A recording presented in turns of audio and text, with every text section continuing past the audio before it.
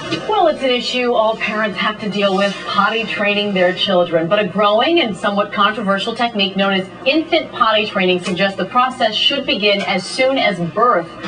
Laurie Boucke is the author of Infant Potty Training and the producer of the DVD Potty Whispering. So Laurie joins us now, and as a parent of two and a mother of one still in diapers, I would think that I would have to quit my job and devote my life to holding my infant over the potty. I mean, I don't know how you do it. What are you going to say to me and to other parents who say, that's just too much work? Well, I would say that this does not have to be a full-time endeavor.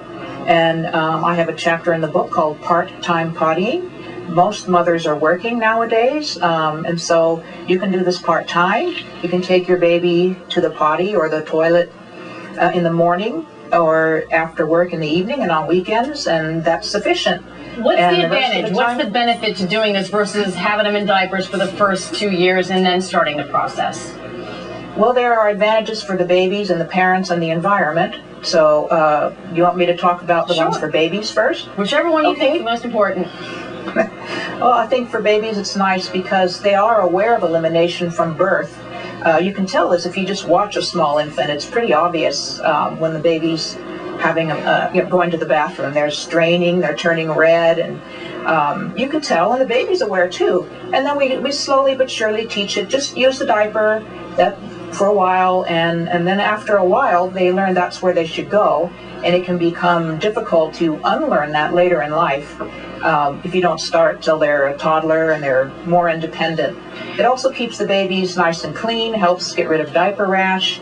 We do use diapers. It's not a totally diaper-free thing throughout the whole period, but we work towards becoming diaper-free, and we give them time at home. If we're at home and have the time, we give them time in little training pants, or some mothers let them go bare bottom for a little while just to help them keep that awareness.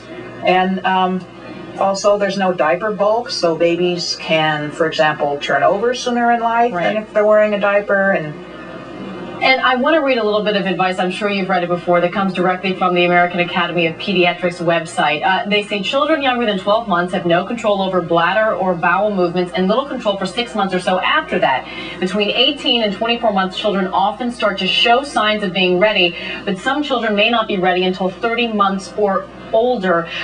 Is there a concern at all that forcing the issue might be detrimental to a child's development?